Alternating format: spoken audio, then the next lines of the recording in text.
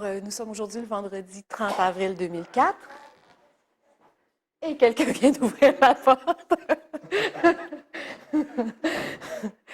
Et on est en compagnie de M. Normand Girard. On va passer probablement une couple d'heures à discuter ensemble des époques que vous avez vécues ici sur la colline parlementaire.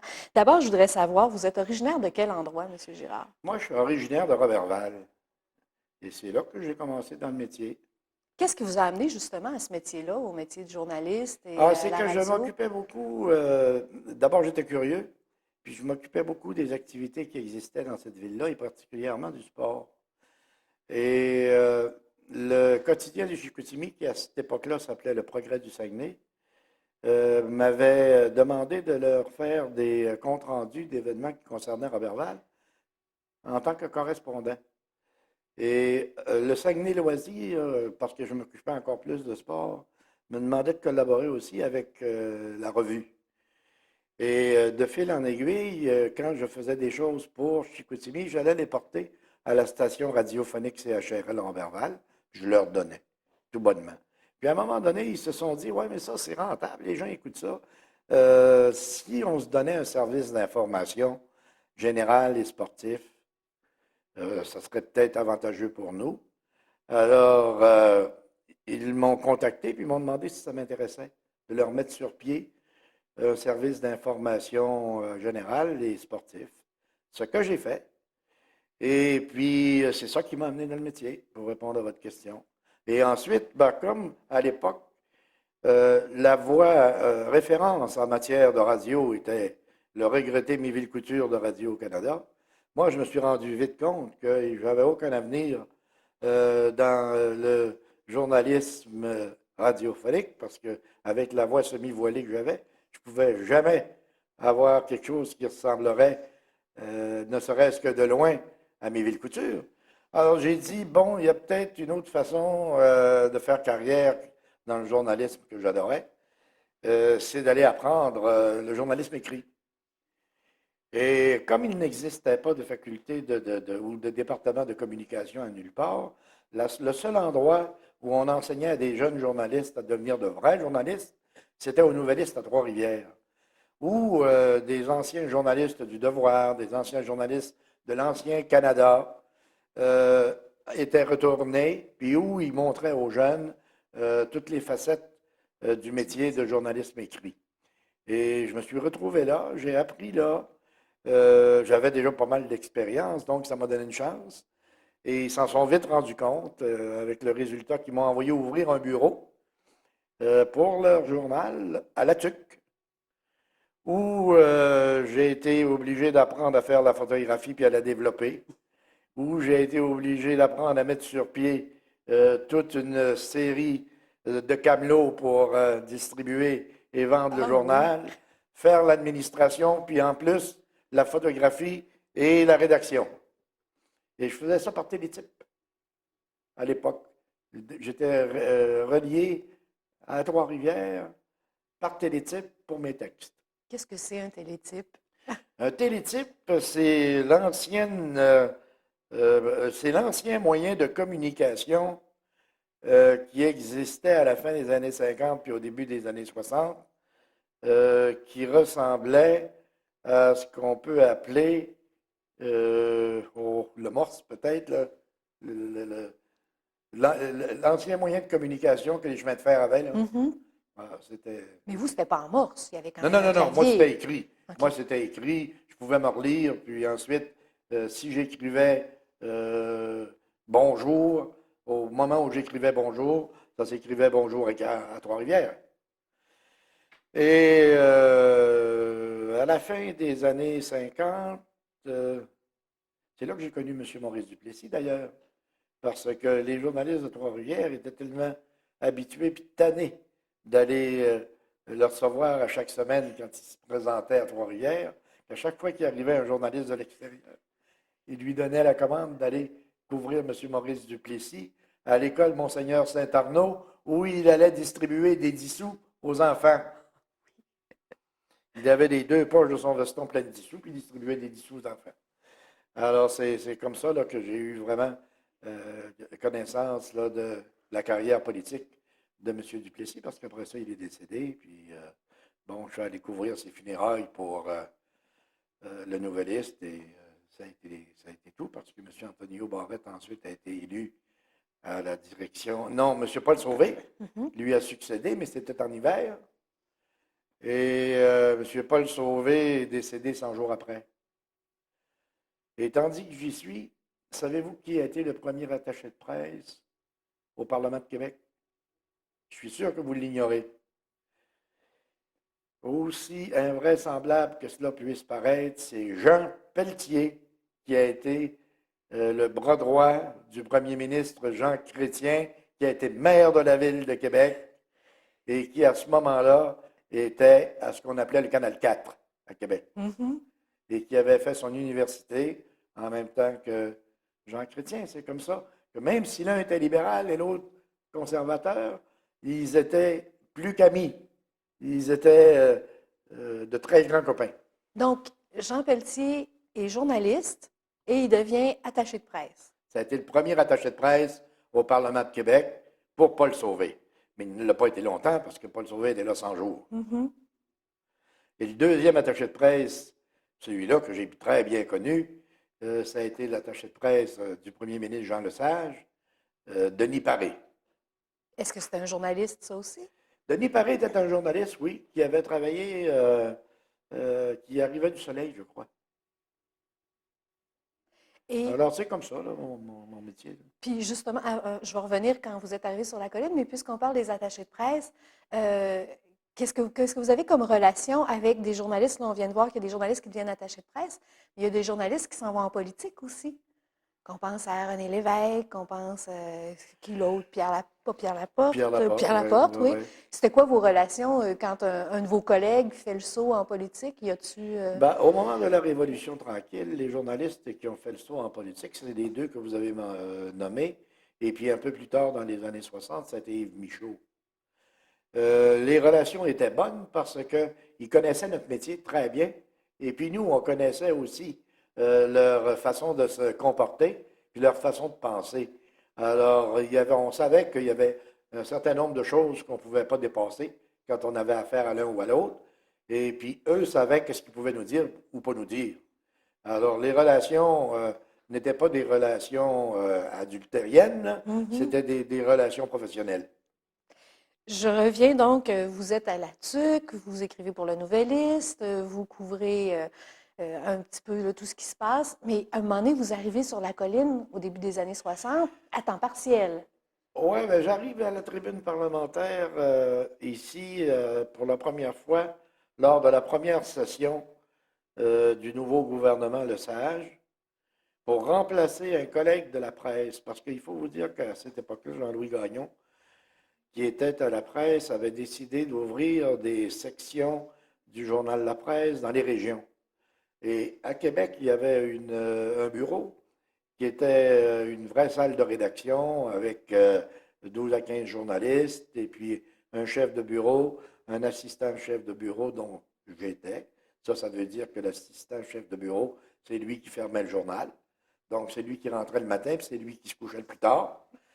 Et à un moment donné, j'étais au bureau en soirée, je reçois un coup de téléphone d'un monsieur qui se nomme ici Daniel Johnson, le chef de l'opposition à l'Assemblée nationale, qui me dit, je parle à qui? Alors je m'identifie. Il dit, je pense que vous auriez intérêt à monter sur la colline parlementaire parce que votre courriériste parlementaire est tombé malade. Et nous l'avons couché sur une banquette. Il faudrait peut-être le transporter à l'hôpital et s'en occuper. J'ai dit, très bien, j'arrive. Et je suis venu chercher notre journaliste qui était effectivement très malade. Et par la suite, évidemment, on était à découvert. Jean-Paul Quinty, qui était chef du bureau de la presse à Québec, m'a dit, Normand, tu vas remplacer Jean-Luc à la tribune pour le temps qu'il va être malade. On verra, là. Tu reviendras fermer ton journal à minuit, puis bon. Alors, c'est comme ça que je suis venu pendant à peu près 3 à 4 semaines, pendant la première session de Lesage en 60, à la tribune parlementaire. Et je n'ai pas eu tellement de contact avec les journalistes qui se trouvaient à la tribune parlementaire pour une bonne raison, c'est que j'étais gêné de les rencontrer. Pourquoi? Parce que c'était tous des journalistes que je lisais quotidiennement, qui avaient dans la cinquantaine avancée, d'autres dans la soixantaine même, et puis qui étaient considérés comme ce qu'on avait de meilleurs pros au Québec, et même au Canada anglais, parce qu'il y en avait quelques-uns. Et je me contentais de faire mon petit travail, et puis ensuite de filer pour fermer mon journal. Mais par exemple, j'acceptais de participer lorsque l'Assemblée siégeait et que nous devions être présents à l'Assemblée pour effectuer des comptes rendus. J'acceptais de participer à ce qu'on avait appelé à l'époque le pool. C'est-à-dire qu'il y avait 11 membres de la tribune de la presse, des francophones, en exclusivité, qui se reléguaient de 15 minutes en 15 minutes à l'Assemblée nationale pour colliger ce qui se disait dans les débats qui s'effectuaient à l'Assemblée nationale. Et c'était très facile pour nous de manquer peu de choses parce que nous occupions ce qu'on a ramené aujourd'hui comme étant les fumoirs des députés de chaque côté de l'Assemblée nationale. Nous occupions les deux salles et nous occupions la salle de la tour au deuxième, où se trouvait moi mon bureau, puis le bureau du Soleil et d'autres journalistes. Et au début des années 60, vers 63-64, quand le maître chez nous de Lesage a commencé à faire un peu de grabuge au Canada anglais, et puis qu'il a fait ses revendications constitutionnelles et fiscales, et que ça brassait pas mal entre Ottawa et Québec, là, il nous est arrivé des journalistes de toutes les provinces du Canada, de tous les grands journaux du Canada, avec le résultat qu'on n'avait plus de place pour les accueillir. Alors, on avait fait une salle de presse au-dessus de la salle de presse qui se trouve dans la tour au deuxième. Donc, il y avait une salle de presse au troisième. En haut de l'escalier en En haut de colimaçon. l'escalier en colimaçon. Et puis, nous avions fait aussi 2 salles de presse au rez-de-chaussée, de chaque côté du couloir qui mène au grand escalier, l'un à droite, l'autre à gauche, séparés par des paravents. Et sur les paravents, on avait écrit à la blague Don't feed the animals. Et c'est pour vous dire qu'il y avait beaucoup de journalistes qui s'intéressaient à la Révolution tranquille à l'époque. Même le Time de New York avait son représentant. Ici à Québec, Oui, de façon de permanente. façon permanente.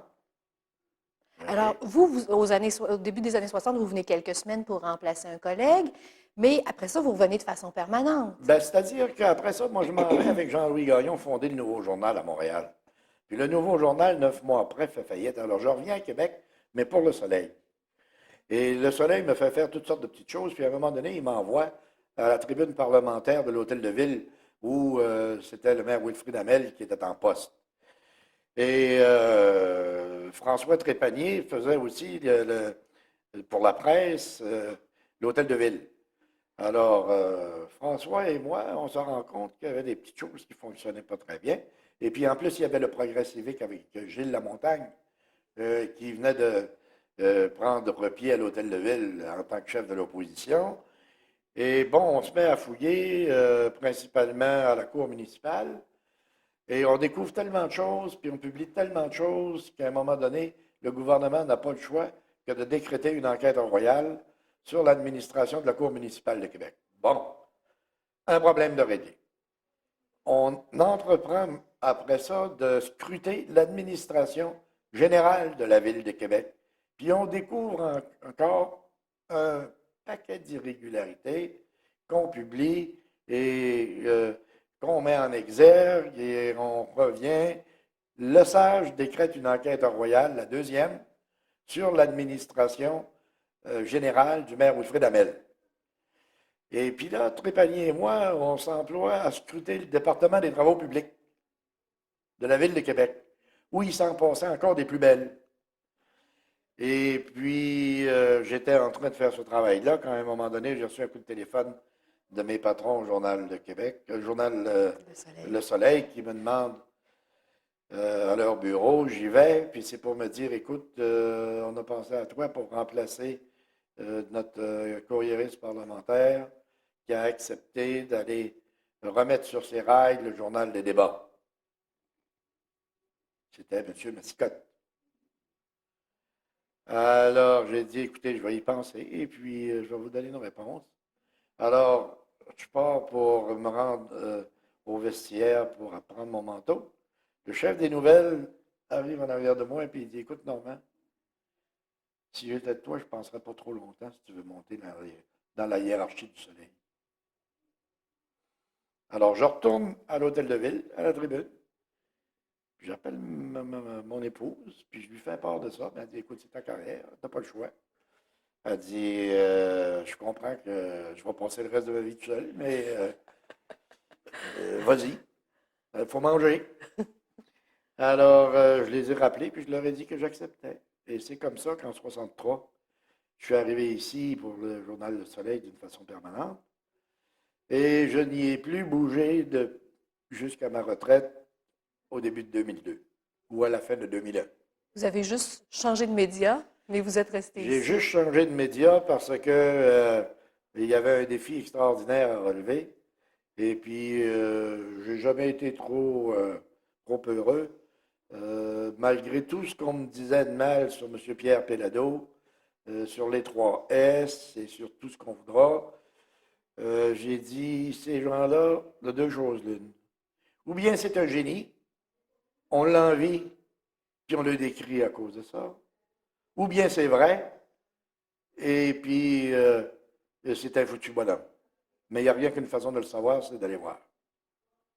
Alors, je suis allé voir, puis je me suis rendu compte que c'était le patron le plus extraordinaire du monde, l'homme le plus chaleureux et le plus humain que j'ai connu, l'homme le plus ouvert et le plus prêt à rendre service à tout le monde que j'ai connu, et qui ne donnait pas sa confiance ni son amitié à qui que ce soit, mais il fallait que les gens qui le côtoyaient lui soient loyaux, puis qu'ils lui donnent, avant même qu'il le demande, ce qu'il voulait. Donc, il fallait le deviner, et puis lui donner ce qu'il voulait, et on n'entendait jamais un mot de M. Péladeau. Il m'appelait tous les jours, mais pour me parler de choses concernant ses activités extra industrielles. C'était pour s'informer d'un tel. Me dire qu'un tel était parti de Montréal pour aller à Québec, voir s'il arriverait pas quelque chose. D'entrer en contact avec un autre tel pour être sûr que tout allait bien. Et on est resté comme ça jusqu'à son décès, que je regrette beaucoup. Et moi, je l'ai toujours appelé M. P.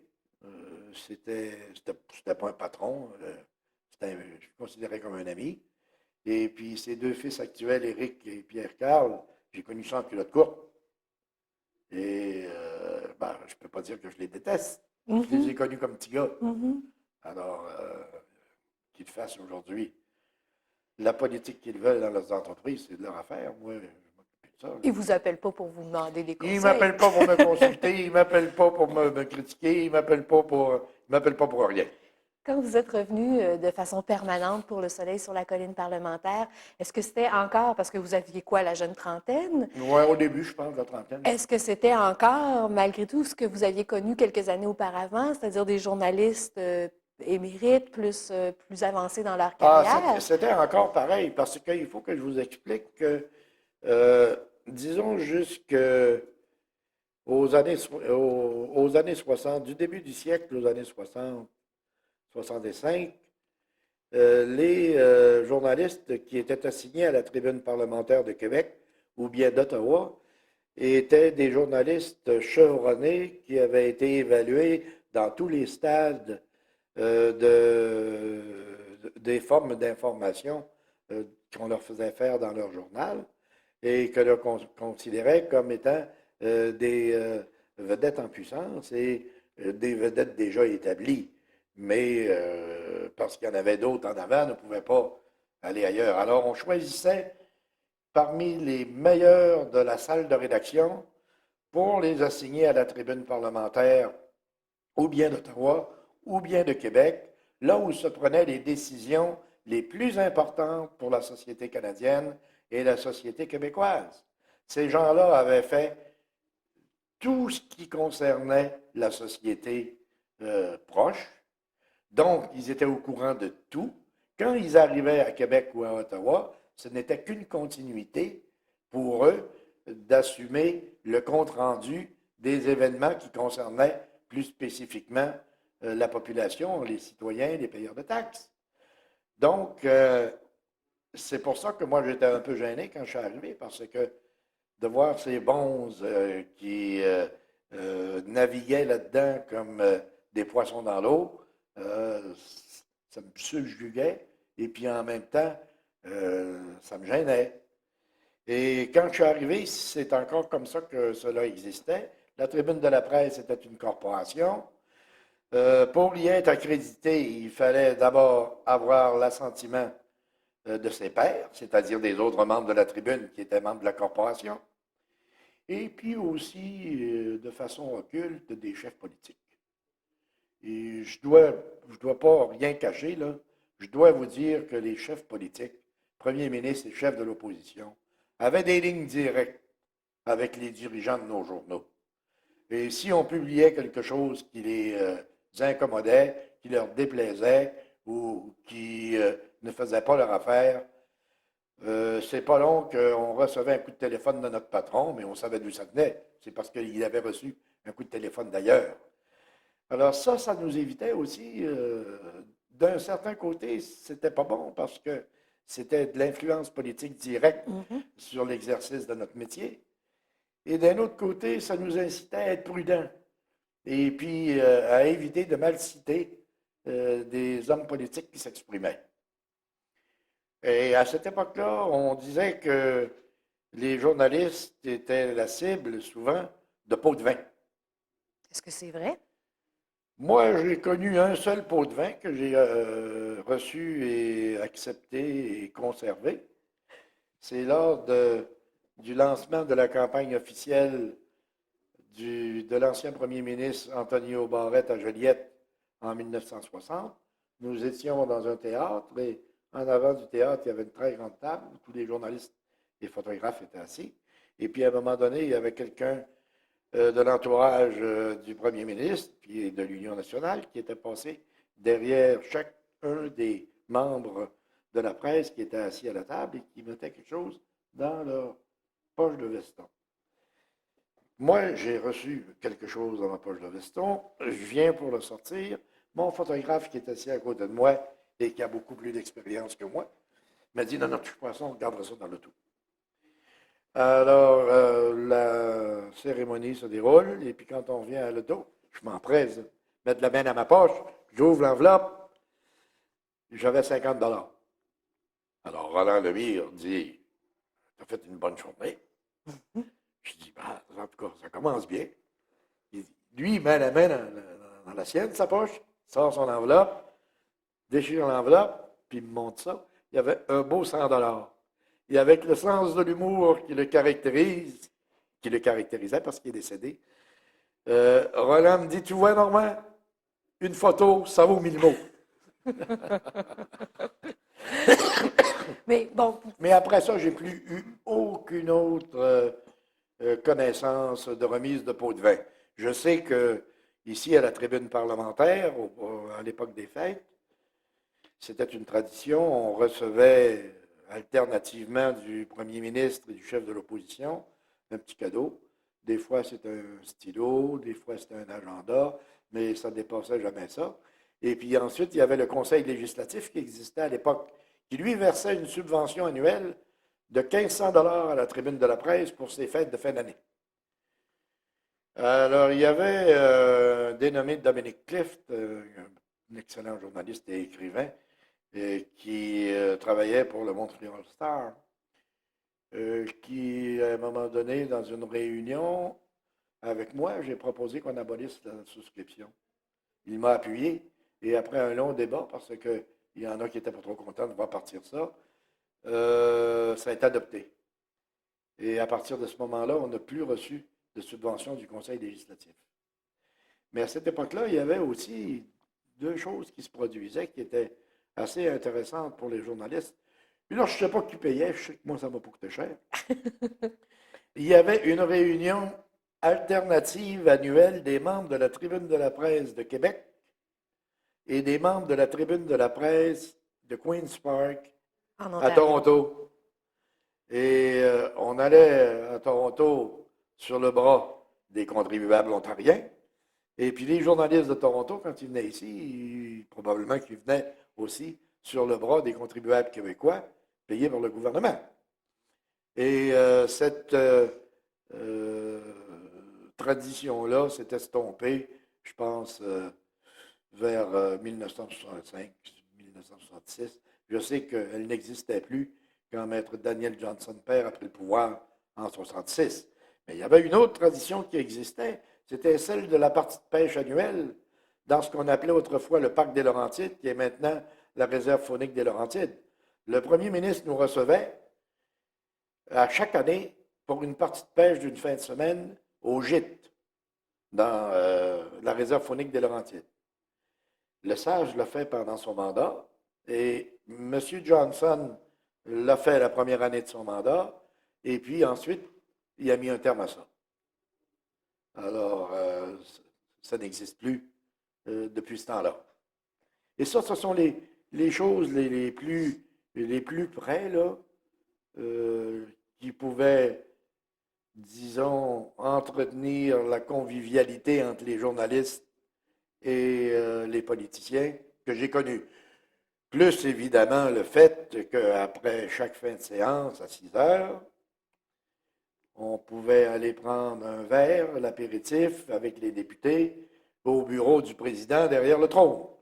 Vous voulez dire, là, à chaque jour où il y avait séance, pas une Ouais. fois pour les fêtes ou une fois pour la Non, Saint-Jean, c'était à tous les jours. à tous les jours. Il y avait un 5 à 7. Ben, il y avait, oui, un 5 à 7 parce qu'on prenait à 8 heures. Ouais. Donc, ça donnait 1 heure pour le souper. Puis tout le monde mangeait ce qu'on appelait à l'époque le restaurant, Le café du le café Parlement. du Parlement, qui est devenu le parlementaire. Alors, ça nous donnait le temps. Mais ça nous permettait de causer, puis de jaser, puis de s'informer sur des choses qui s'étaient passées dans l'après-midi. Parce qu'il faut vous dire qu'à cette époque-là, tout se faisait à l'Assemblée nationale. Les commissions parlementaires d'aujourd'hui, ça n'existait pas. Les comités, ça n'existait pas. Moi, j'ai fait mon cours de droit, mon cours de médecine, mon cours de sciences sociales, puis mon cours de littérature et tout ce que vous voudrez à l'Assemblée nationale. Parce que j'étais obligé de rentrer à l'Assemblée nationale à 10 heures le matin, puis d'en sortir à 10 heures le soir quand c'était terminé pour faire mes comptes rendus. Et tout se faisait sur la table du greffier. Les lois se faisaient entre le premier ministre, le chef de l'opposition ou son représentant, sur la table du greffier, où trônait la tabatière pour ceux qui brisaient. Et le président qui portait le bicorne et la toge, et le sergent d'armes, pareil. Alors, il y avait un certain décorum. Et là où aujourd'hui, vous avez des députés qui siègent en dessous de la corniche des journalistes, ben, il y avait une barre, un grand fauteuil noir, et les députés ou les ministres pouvaient inviter des gens à assister au débat du parquet de l'Assemblée nationale. Il y a des journalistes qui pouvaient y aller aussi, quand on n'avait plus de place dans nos tribunes. Et moi, je suis allé couvrir quelquefois là, du parquet. Et puis, à l'ajournement de chaque séance, nous avions accès au parquet.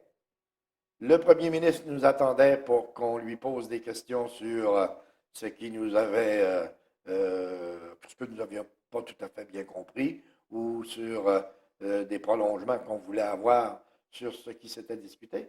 Et pendant ce temps-là, le chef de l'opposition attendait son tour à sa banquette. Et une fois que nous avions terminé avec le premier ministre, nous allions voir le chef de l'opposition pour obtenir ses commentaires et ses réactions. Mais il faut dire qu'il n'y a pas grand-chose qui nous échappait parce que comme on occupait les locaux dont je vous ai parlé tantôt, les deux fumoirs, nous avions un escalier qui nous permettait et une porte qui nous permettait d'entrer directement dans la tribune de la presse.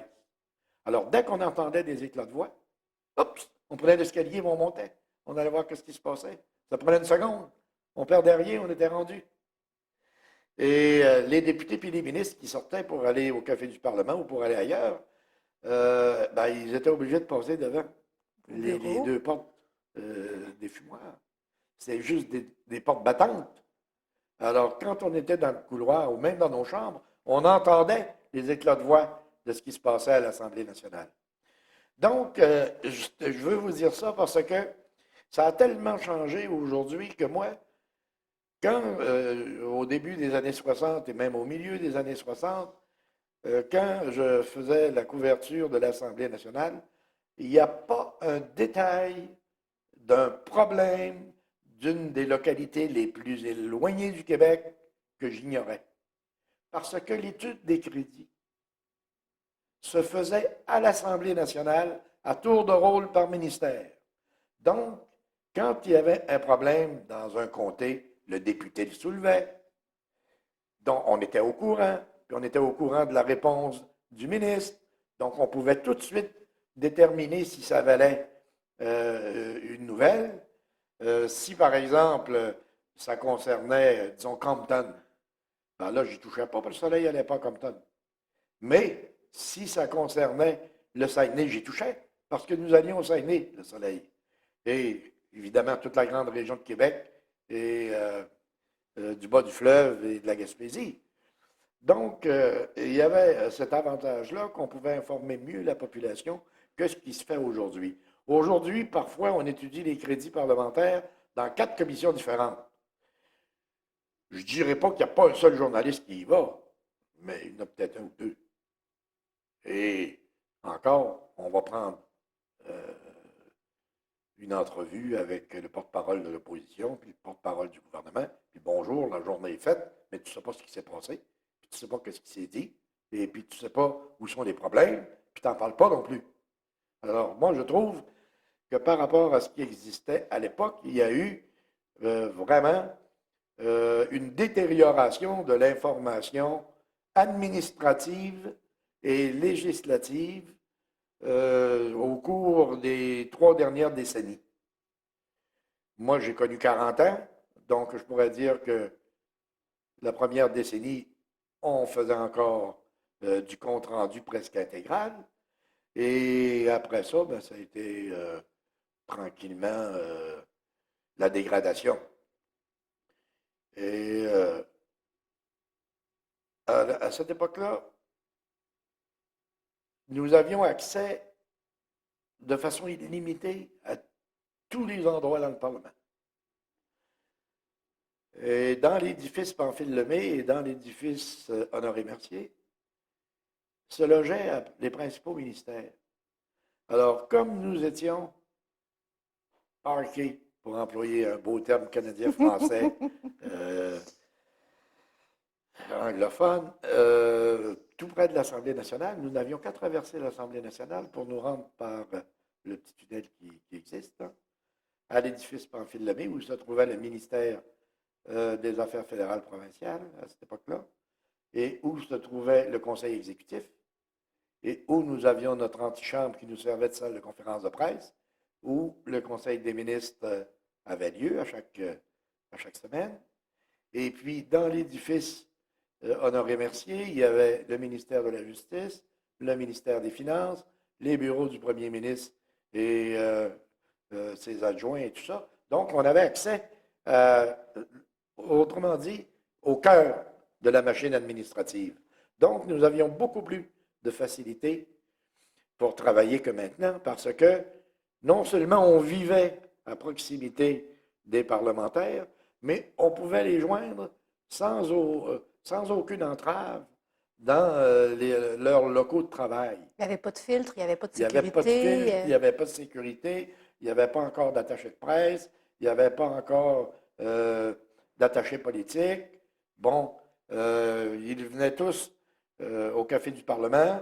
Nous avions notre grande table au Café du Parlement où les journalistes, on mangeait ensemble.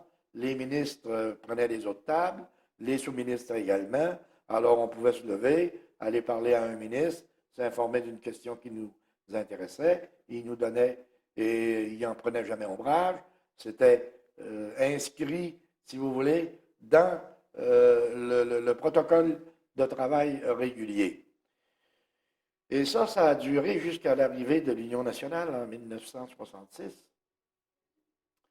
alors que sous le prétexte de manque d'espace, le gouvernement de l'Union nationale a décidé de déménager la tribune de la presse dans ce qu'on peut appeler le troisième étage par rapport au deuxième si on se place face à la tour, là, du côté de la Grande Allée. Et nous avons aménagé des locaux là pour les journalistes. Et nous y sommes restés jusqu'à ce que le Parti québécois prenne le pouvoir En 76. en 76. Mais le déménagement s'est fait, je pense, quelques années après, en 78 ou 79. Pour l'édifice Laurendeau. Pour l'édifice André Laurendeau. Mais ça, c'est une chose qui... J'ai une petite anecdote à vous raconter à ce sujet-là. Il y avait le chef du ralliement national, Gilles Grégoire, qui avait une chronique dans le Journal de Montréal et qui avait voulu se faire accréditer à l'Assemblée nationale, à la tribune parlementaire. Ça, je pense que c'est en 1967. Je sais que ça avait fait un tollé épouvantable à la tribune de la presse et qu'il y avait eu une division épique sur ceux qui voulaient l'accréditer, ceux qui ne voulaient pas l'accréditer, et finalement, ils ne l'ont pas accrédité. Et Gérald Macduff, qui était le représentant de la CBC et qui était président de l'Assemblée nationale après cet événement-là, a démissionné de son poste de président. Président de la tribune ou président de Président de la tribune. De la tribune. Et après avoir démissionné, ben, il a fallu lui trouver un remplaçant et on m'a demandé de finir son terme. Alors, j'ai terminé son terme parce qu'il y avait beaucoup de choses à faire. Il fallait faire l'aménagement des locaux, il fallait se trouver l'espace nécessaire pour tout le monde, et puis il fallait faire beaucoup de tractations avec le président de l'Assemblée nationale et le ministre des Travaux publics qui était Armand Rossel, puis le président de l'Assemblée nationale qui était Rémi Paul, l'ex-député de Masquinongé, devenu juge par la suite. Bon. Et je m'occupais de ça. En 69, ce n'était pas terminé, donc on m'a élu président, puis j'ai fait mon terme de président. Et à un moment donné, je ne sais pas ce qui est arrivé. Il est arrivé encore un petit pépin avec la tribune de la presse. C'était à l'époque du Bill 63, le libre choix d'enseignement que Jean-Jacques voulait faire passer à l'Assemblée nationale en 69. Et puis, il y avait encore eu une panoplie de journalistes qui étaient arrivés en trombe pour s'inscrire à la tribune de la presse. Et on n'avait pas accrédité, en tout cas, des gens qui, je ne sais pas, étaient favorables à l'Union nationale ou quoi que ce soit. À un moment donné, Rémi Paul, qui était président, m'appelle. Il dit « Bon, Girard, je voudrais te voir. » Je dis « Très bien, M. le Président. J'accours. » Alors, je me rends au bureau de M. Rémi Paul, qui était derrière le trône de l'Assemblée nationale actuelle, là. Pas où sont les locaux de la présidence maintenant. Et en me voyant, il me dit « Retourne chercher tes cartes d'accréditation. » Il dit « À partir de maintenant, c'est moi qui vais accréditer les gens à la tribune de la presse. » Ben, j'ai dit « Très bien, Monsieur le Président, c'est vous qui êtes maître de l'Assemblée nationale. C'est vous qui êtes le patron de l'Assemblée nationale. Si vous nous accréditez les gens, on va les accueillir avec plaisir. » Puis je prends ma pile de cartes, puis je lui donne. Et puis je pense qu'il est venu 2 ou 3 journalistes après ça, jusqu'à la fin du règne de l'Union nationale. Ça a été tout. Il a accrédité. Mais il avait voulu vraiment mettre la main là-dessus. Puis avant que l'Union nationale se fasse battre, je pense qu'il avait été nommé ministre de la Justice. Et c'était encore à l'époque du Bill 69. Il y avait Yves Michaud, puis René Lévesque, qui brassaient pas mal le gouvernement sur ce projet de loi-là, puis qui faisait un filibuster tout craint. Ça a duré des semaines et des semaines. Et puis pendant que les débats avaient lieu, René Lévesque, qui nous connaissait, il s'en venait dans notre salon du côté derrière le salon rouge aujourd'hui, là. Puis il aimait jouer aux cartes, alors il jouait aux cartes. D'autres, puis avec des journalistes. Et puis Rémi Paul savait ça. Puis Rémi Paul savait que moi, j'avais fait transformer une distributrice de liqueurs douces en distributrice de bière. C'est vous, ça! C'est moi, ça. C'est moi, ça, qui ai fait ça. Avec Melvin Racine, qui représentait l'Assemblée nationale. Bon. Pourquoi? Parce que j'étais tanné. Les gens, avant le repas du midi et puis le repas du soir, venaient me trouver, puis il fallait que j'aille ouvrir une armoire pour leur servir une ou deux ou trois ou quatre bières. J'ai dit, écoutez, là, ça va faire, on va mettre une distributrice, puis ceux qui veulent prendre une bière avant de manger, ils s'en prendront une là. Alors, on a fait ça, mais Rémi Paul a su ça aussi. Et puis, alors qu'il faisait un discours enflammé contre l'attitude prise par Yves Michaud, principalement, puis René Lévesque, sur le Bill 63, il invective la tribune de la presse de la plus belle façon. Il nous traite de barbottes et puis de tout ce que vous En voulez, chambre? en pleine chambre, dans un discours officiel qu'on pourrait retracer au journal des débats. Ah oui? Il ne nous avait pas manqué. Et évidemment, les journalistes, on ne l'a pas rapporté. On a juste dit qu'il avait fait une petite colère contre le fait que René Lévesque venait jouer aux cartes avec les journalistes. Et puis, ben, c'est comme ça que ça se passait. Moi, j'ai été particulièrement chanceux. Cette carrière-là, je ne la dois pas à moi. Moi, je la dois à tous les architectes de la Révolution tranquille. Je suis arrivé ici en même temps que tous les éminents professeurs d'Université de Montréal et de l'Université Laval qui avaient été embauchés par le gouvernement Lesage pour mettre en place les politiques qu'il voulait instaurer pour réaliser sa révolution tranquille. Alors, j'ai entretenu des relations très professionnelles et très amicales aussi avec Arthur Tremblay de Regretter Mémoire, avec Michel Bélanger de Regretter Mémoire, avec Marcel Bélanger qui s'occupait de faire les budgets avec M. Lesage et puis qui était un des architectes de la formule complexe de péréquation avec M. Jacques Parizeau. Avec M. Jacques Parizeau, j'ai passé des après-midi à jaser avec M. Parizeau au Café du Parlement. Et c'est lui qui m'a montré à lire un bilan de compagnie.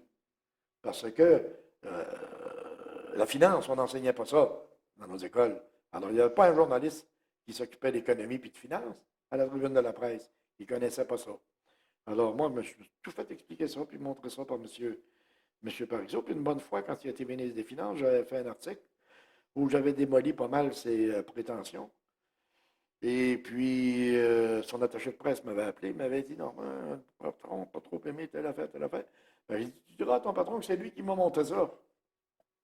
Alors, j'ai juste suivi les conseils qu'il m'a donnés. Et puis, c'est dommage, moi, je suis resté journaliste, puis lui est devenu politicien. Alors, ça avait resté là, il n'y avait pas eu d'autre chose, mais il y avait Roch Bolduc, il y avait Julien Chouinard de Regretter Mémoire, qui a été juge de la Cour suprême. Alors, moi, j'ai pas j'ai pas grand mérite pour ma carrière. Ce sont ces gens-là qui l'ont fait, ma carrière. Parce qu'à chaque fois que j'ai eu besoin d'un renseignement précis, d'une explication exhaustive, ils ne me l'ont jamais refusé.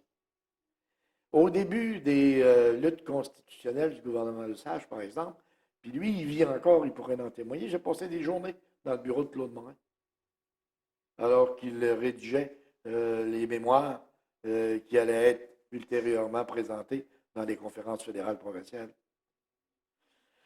Et puis, j'ai fait le pied de grue aussi pas mal de temps dans le bureau de M. Lesage. Moins dans le bureau de M. Johnson, parce que M. Johnson, contrairement à M. Lesage, qui arrivait en tempêtant à 8 heures le matin, on l'entendait venir de la Grande Allée. Moi, j'étais toujours obligé d'être là parce que le Soleil, qui avait une édition de l'après-midi, voulait obtenir toujours des prolongement à ces nouvelles du matin politiques pour l'édition de l'après-midi. Alors, je m'assoyais sur la première marche de l'entrée du Pamphile Lemay, puis je l'attendais. Et là, il me disait, ben, arrête dans mon bureau. Alors, j'allais à son bureau. Puis là, il me dit, qu'est-ce qu'il veut le soleil, là? Comme ça. Qu'est-ce qu'il veut le soleil, matin? Alors là, je lui disais ce que le soleil voulait avoir, puis qu'est-ce qui l'intéressait. Il me répondait ou il ne me répondait pas selon ce qu'il pouvait faire. Et puis moi, je partais avec ça, puis j'allais euh, faire mon rapport au journal. Puis s'il y avait lieu, je faisais une nouvelle pour l'après-midi. Mais M. Johnson, c'était différent, il ne rentrait jamais le matin. Il n'y avait jamais d'heure d'arriver. Il arrivait à midi et demi, 1h30, 1h. On ne savait jamais quand est-ce qu'il arrivait. C'était voulu ou c'était C'était juste... voulu, il était comme ça. Mais il travaillait très tard le soir. Alors, évidemment, nous autres, on n'était pas pour courir après jusqu'à minuit. Alors, la situation avec M. Johnson et M. Lesage était différente. Mais, c'était quand même des bonnes relations. Moi, il m'a traité de libéral en chambre pendant au moins une semaine, quand il y avait eu un gros débat soulevé par Yves Michaud sur l'Office de communication qu'il avait mis sur pied, l'Office d'information et de publicité du gouvernement. Bon. Et puis, Daniel Johnson, ce que j'ai retenu de lui, c'est son sens de l'humour. Au début des années 60, quand il était chef de l'opposition, les 3 fédérations du Parti libéral du Québec étaient très actives, dont la Fédération des femmes libérales.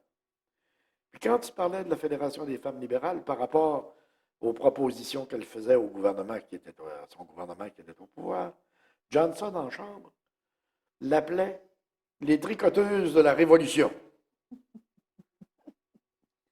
Et privément, quand il venait à son tour le vendredi après-midi rencontrer les journalistes à la tribune de la presse, parce qu'il faut que je vous explique que cette tradition-là existait aussi. À chaque vendredi après-midi, le premier ministre, une semaine, le chef de l'opposition l'autre semaine, envoyait 3 bouteilles à la tribune de la presse, et puis là, il venait ensuite, pendant un petit moment dans l'après-midi, discuter, jaser à bâton rompu de divers. On ne parle pas de bouteille de bière, là. Non, non, c'était un gin, un scotch, un rye. OK.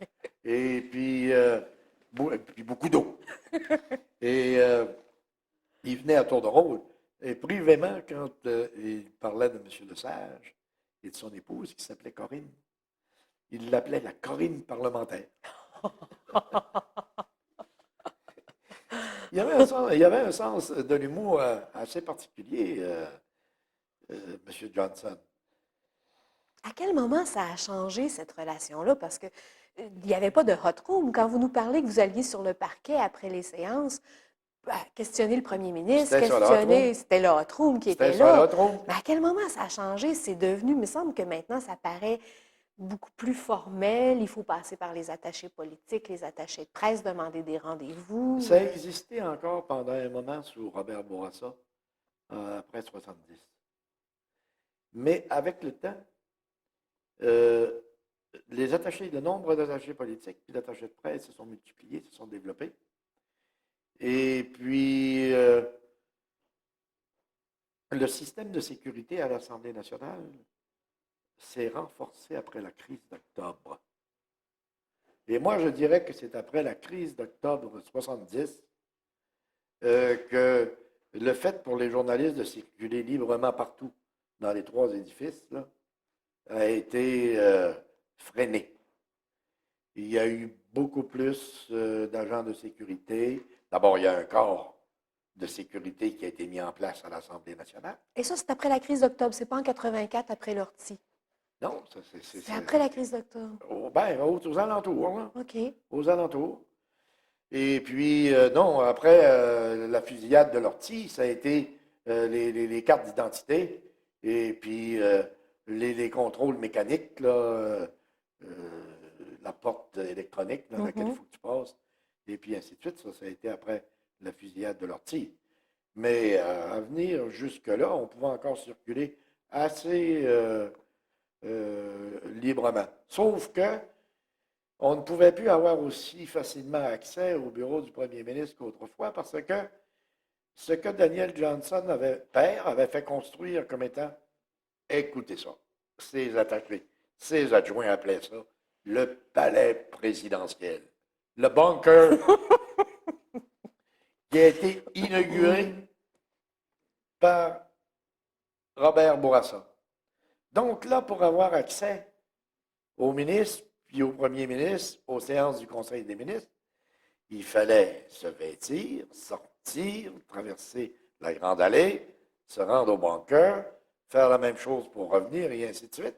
Alors, c'était un aria qui avait pas de sens. Et on nous disait, prenez le tunnel. Ben oui, vous pouvez prendre le tunnel, mais ça prenait 2 fois plus de temps, avec le temps qu'il fallait attendre l'ascenseur, puis tout ce que vous voudrez. Là.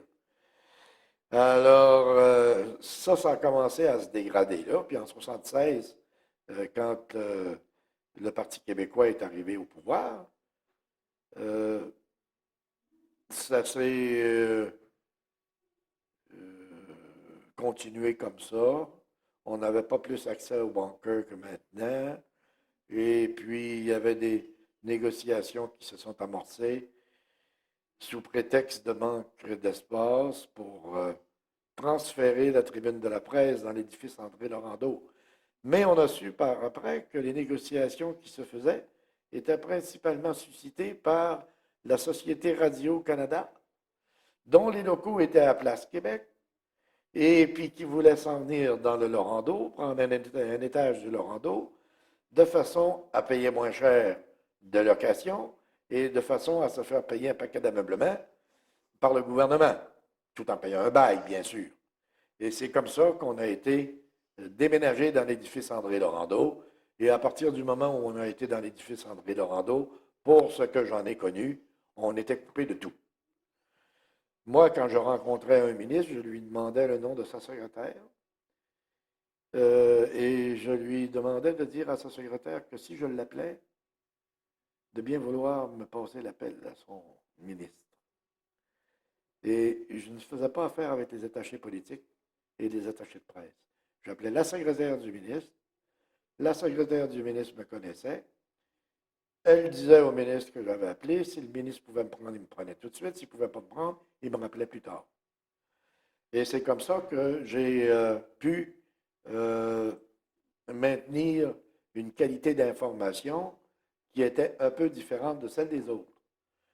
Et comme moi, j'avais vécu toute la Révolution tranquille, quand on avait des conférences de presse, au 1.30, évidemment que les questions que je posais n'étaient pas les mêmes que celles des autres journalistes qui n'avaient pas vécu la Révolution tranquille, qui n'avaient pas le même arrière-plan. Et quand la conférence de presse était terminée, et que nous revenions dans les couloirs pour aller prendre le tunnel qui nous conduisait au Laurendeau, j'entendais des journalistes s'échanger ensemble le lead qu'ils allaient faire dans leur journal le lendemain. Puis moi, je me disais, c'est pas ça la nouvelle. L'élément nouveau, c'est telle affaire qui se rattache à telle affaire. Alors, c'est évident que je publiais beaucoup de choses qui n'avaient rien à voir avec ce que les autres journaux ou la télévision ou la radio rapportaient. Mais c'est parce que eux, ils voulaient se protéger. Si, par exemple, le Devoir avait une nouvelle qui disait telle chose et que la presse ne l'avait pas, le correspondant de la presse, le lendemain, il se faisait ramasser par son chef de nouvelles. Comment ça se fait que le Devoir a ça? Pourquoi tu ne l'as pas? Alors, la meilleure façon de ne pas avoir de reproche de son patron, c'était de s'arranger pour publier la même chose. Est-ce que vous pensez que ça, cette espèce de mise en commun des leads ou de la nouvelle qu'on tirerait d'une conférence de presse ou de l'Assemblée, est-ce que c'est dû à l'inexpérience, entre guillemets, des journalistes qu'on met maintenant? Parce que c'est plus des journalistes en fin de carrière qui viennent à la tribune, c'est souvent des... Non, mais aujourd'hui, on fait commencer les journalistes à la tribune parlementaire. Moi, je trouve ça absolument incroyable, impensable. C'est des gens qui nous arrivent ici avec aucune connaissance de la vie d'abord, aucune connaissance de la société dans laquelle ils vivent, et puis encore moins de l'arrière-plan politique, disons, des 3, 4, 5 dernières décennies.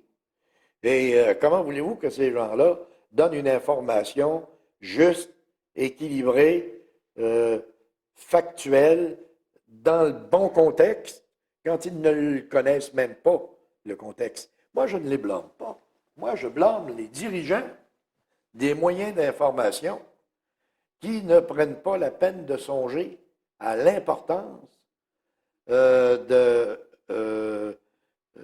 du contexte, à l'importance de l'arrière-plan, à l'importance des connaissances antérieures de la politique pour envoyer des gens, des néophytes, pour envoyer des imberbes à la tribune de la presse.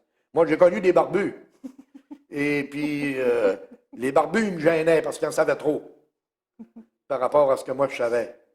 Et c'est comme ça que j'ai appris. Mais les jeunes d'aujourd'hui, ils ne semblent pas. Ils semblent avoir la connaissance infuse. Ils demandent des conseils à personne, puis ils font ce qui leur semble bon. Et puis, tout ce qu'on a, c'est un petit 15 secondes sur un sujet qui ne nous intéresse même pas. C'est un fait divers, ils vont s'intéresser aux faits divers. Par exemple, ils vont dire à M. Chagnon aujourd'hui, comment se fait-il que les policiers de Kanetasake ne peuvent pas contrôler la réserve? M'en fous, moi. La réserve de Kanetasake qui sort. C'est pas ça que je veux savoir. Je veux savoir quand est-ce que les deux gouvernements, fédéral et provincial, vont mettre leurs culottes pour que les Mohawks vivent comme les autres. C'est ça qui m'intéresse, parce que je paye des taxes, hein, puis je paye leur bien-être social à un grand nombre de ces gens-là. C'est ça que je veux savoir. Je ne veux pas savoir si les policiers sont capables de patrouiller ou pas capables de patrouiller. Est-ce que Normand Girard est politiquement incorrect? Oh, j'aurais été souvent correct. Oui. J'aurais été souvent politiquement incorrect. Parce que, je ne sais pas, moi, je suis né avec une sorte d'anarchisme en moi. Puis, j'ai quand même fait ma vie avec les politiciens en étant assez droit, puis assez honnête pour Et respectueux. et assez respectueux pour ne pas susciter de gros débats contre moi. Il y en a peut-être eu, mais s'il y en a eu, c'était pas des gros, puis ça n'a pas eu de conséquences. Mais moi, j'ai toujours eu, dans l'exercice de ce métier-là, la préoccupation d'être le plus honnête possible. Si je l'avais vu, je l'avais vu. Si je ne l'avais pas vu, je ne l'avais pas vu. Si je l'avais entendu, je l'avais entendu. Si je ne l'avais pas entendu, je ne l'avais pas entendu. Et je ne possédais pas la sténographie, comme la plupart des Mathusalem là, qui étaient là quand je suis arrivé, là, parce qu'il y en avait beaucoup qui avaient la sténographie. Mais moi, je m'étais fait une formule cabalistique où je prenais la fin des phrases avec le mot le plus important du centre, puis après, je reconstituais la phrase. Donc, ça m'arrivait très rarement de mal citer. J'étais quasiment aussi exact que le journaliste qui avait la sténographie. Et ça m'a aidé parce que j'ai pas eu trop de problèmes. Pourquoi, pendant longtemps, vous avez eu la première question à la tribune de la presse lors d'une conférence de Ben moi, j'ai presse? toujours pensé parce qu'il voulait se débarrasser de moi. J'ai toujours pensé ça. Il savait d'abord que j'allais poser une ou deux questions, pas plus. Alors, sans doute qu'il se disait, on va donner la première question à Girard, c'est le doyen. Il va poser une question, peut-être deux, puis après ça, nous autres, on va avoir le reste du temps pour nous. Donc, c'est vos collègues qui vous laissaient Ils me la l'ont place. jamais dit. Ils ne me l'ont jamais dit, c'est moi qui ai pensé ça. Mais j'ai pensé aussi que c'était certains présidents de la tribune de la presse qui considéraient qu'étant le doyen, peut-être que j'avais droit à la première question. Mais C'est probablement plus ça. c'est peut-être ça, mais ça ne m'a jamais incommodé. Il est arrivé beaucoup de fois que c'était pas moi, puis ça ne me dérangeait pas. Je n'étais pas offusqué et je ne considérais pas ça comme un droit acquis. Est-ce que vous avez eu de la misère à vous adapter à la technologie? Bon, j'imagine les petits dictaphones. Après ça, vous avez eu à travailler à l'ordinateur. J'imagine vous avez laissé le télétype longtemps en arrière. Est-ce que ça a bien été, ça, ce changement Oui, de ça a assez bien technologie-là? été parce que je me suis limité au seul programme qui me permettait de faire mes articles et de les conserver en mémoire et de les acheminer. Et je ne me suis pas permis d'apprendre toute la technologie de l'ordinateur. Et j'ai pas de problème. Moi, je n'étais pas payé pour aller sur Internet. J'étais payé pour faire un article, le conserver puis l'envoyer au journal. Alors, une fois que ça c'était fait, mon travail était fait. Puis l'enregistrer, j'ai jamais eu de problème. J'ai toujours enregistré. Même quand je faisais des entrevues au téléphone, je les enregistrais. Alors, quand je citais quelqu'un, c'était au texte. Et moi, je pense que le plus bel hommage que j'ai reçu dans ma carrière, c'est Mme Louise Arel qui me l'a donné, alors qu'on discutait de choses et d'autres et qu'on n'avait absolument aucun intérêt dans quoi que ce soit. Elle m'a dit, parce que moi, je couvrais tous les conseils nationaux du Parti québécois, tous les congrès et tout ça. Et puis, Mme Arel m'a dit, les militants nous disent, quand Girard nous couvre, on se reconnaît le lendemain. Ça, je trouve que c'est à peu près le plus bel hommage que j'ai reçu dans ma carrière. Pourtant, c'est rien d'extraordinaire, je t'ai payé pour ça. Je les écoutais et puis je les enregistrais et je publiais le lendemain ce qu'ils avaient dit. Mais ils se reconnaissaient. C'est ça. Vos plus... Oui? Dans votre question, là. Comment vous voulez que je vous parte ça, moi? Bien, les jeunes journalistes aujourd'hui ont la vie difficile parce qu'ils n'ont pas l'arrière-plan politique puis l'arrière-plan administratif qui leur serait indispensable pour pouvoir traiter, comme ils le voudraient, des questions administratives et politiques importantes. Ils s'en tiennent juste à ce qu'ils voient au-dessus du panier. Mais ce n'est pas ce qu'il y a au-dessus du panier qui est le plus important parfois. C'est ce qu'il y a dans le panier. Et ça, ils ne peuvent même pas se l'imaginer, ce qu'il y a dans le panier, parce que ils ne l'ont pas vu, ils ne l'ont pas vécu, ils ne l'ont pas appris. Et ils ont des filtres aussi. Et ensuite, il n'est pas sûr que leur patron leur donne l'espace, puis leur donne le temps nécessaire pour faire ce travail-là. C'est la raison pour laquelle, moi, je ne les blâme pas complètement, mais que je trouve qu'ils sont dans une situation assez difficile pour travailler par rapport à ce qui était la nôtre à l'époque. Et puis, il faut dire aussi qu'il y a beaucoup plus de concurrence pour eux maintenant qu'il y en avait dans notre temps. Dans mon temps, pour parler, c'était que l'écrit. Il y avait Radio-Canada qui était représenté comme télévision, et puis il y avait le Canal 4 qui était représenté comme télévision, et il y avait deux postes de radio qui étaient représentés, CHRC et CKCV, l'ex-CKCV. Alors, ça ne faisait pas beaucoup de concurrence. Maintenant, ils ont les nouvelles en permanence. En continu. En continu, 24 heures par jour. Et puis, ça, je reproche, par exemple. Je suis resté un accro de l'information. Et puis, dans mes temps libres, j'en ai beaucoup. J'écoute beaucoup la télévision, puis j'écoute beaucoup RDI et LCN. Et je trouve que ces deux canaux-là déforment l'information et nous enveloppent sous une masse épouvantable de même information. Je prends un exemple. Il y a eu l'automne dernier des manifestations syndicales à l'encontre du gouvernement Charest. Ça a commencé à 6 heures le matin à RDI à avoir des déclarations de chefs syndicaux contre le gouvernement Charest. Ça a fini à minuit. Puis je n'ai pas entendu un seul représentant du gouvernement s'expliquer. Alors, je me suis dit, ça, c'est une manipulation de l'information par les médias électroniques et les chefs syndicaux. Et ça, ce n'est pas de l'information, c'est de la désinformation. On a beau dire que le gouvernement Charest est pourri, d'accord.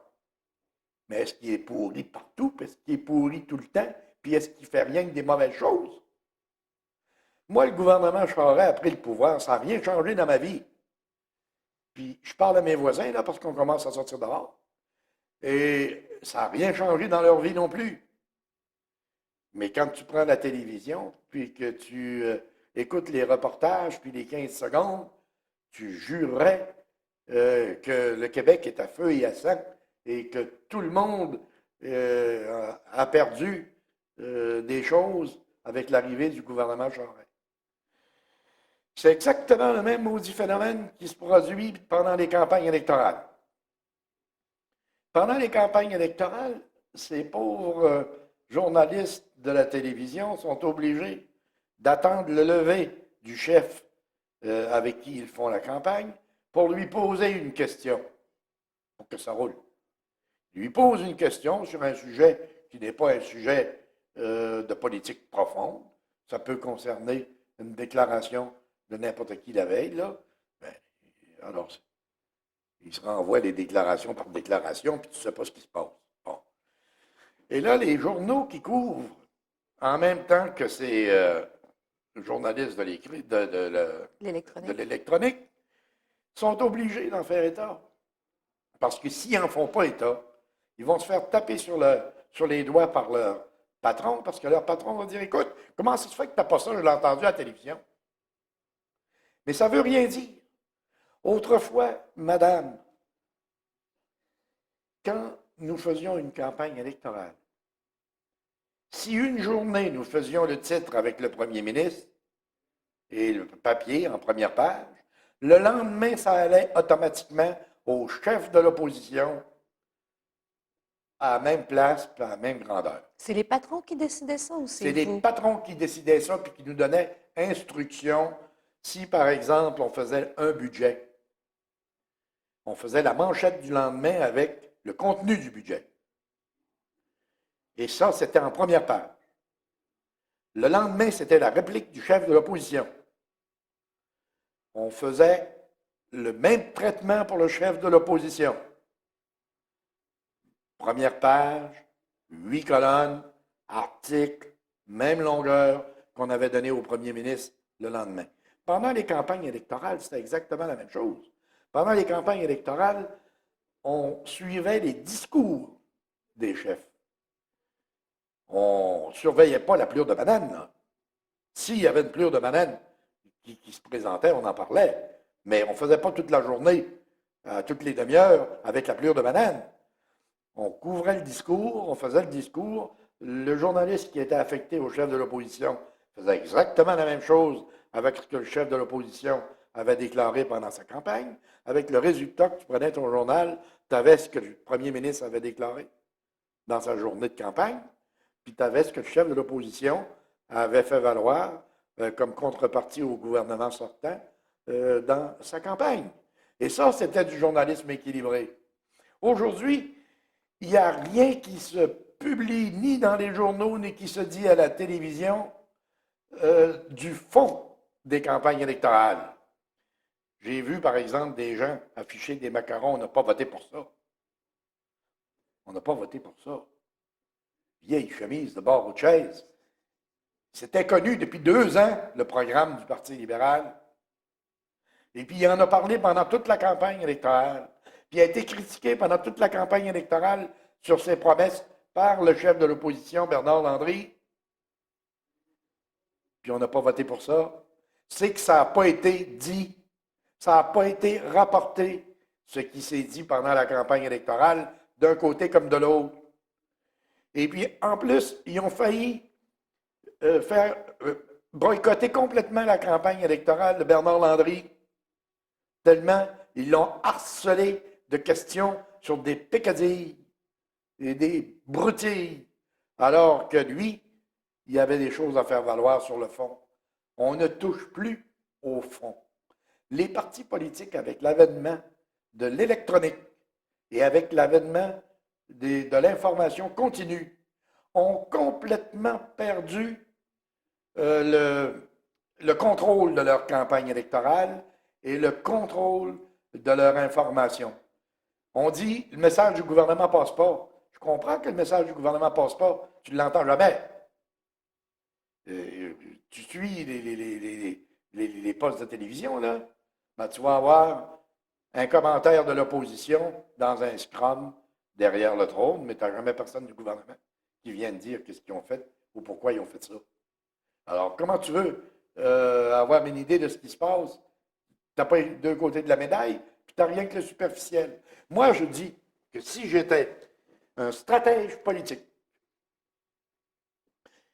j'éliminerais complètement les autobus pendant les campagnes électorales. Ça, c'est un pique-nique que les journalistes se payent aux frais de leurs journaux, puis ça coûte les yeux de la tête. Et les partis politiques jouent là-dedans, puis tombent là-dedans à deux bras, en payant aussi leur part. Alors, ils donnent la chance à ces moyens d'information-là de les démolir plutôt que de les expliquer. Et si j'étais un stratège du Parti libéral, un stratège du Parti québécois, un stratège de l'Action démocratique, je dirais il n'y aura plus d'autobus.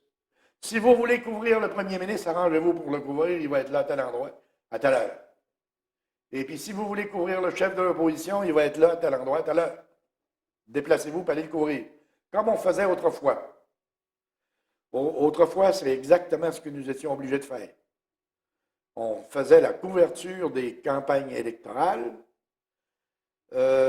selon les assignations que nos patrons nous donnaient. Ce soir, le premier ministre est à Montmagny, irais-tu le couvrir? Demain soir, le chef de l'opposition est à Saint-Georges-de-Beauce, irais-tu le couvrir? Et là, on rapportait ce qui se passait à l'Assemblée du chef de l'opposition, puis ce qui s'était passé à l'Assemblée du premier ministre.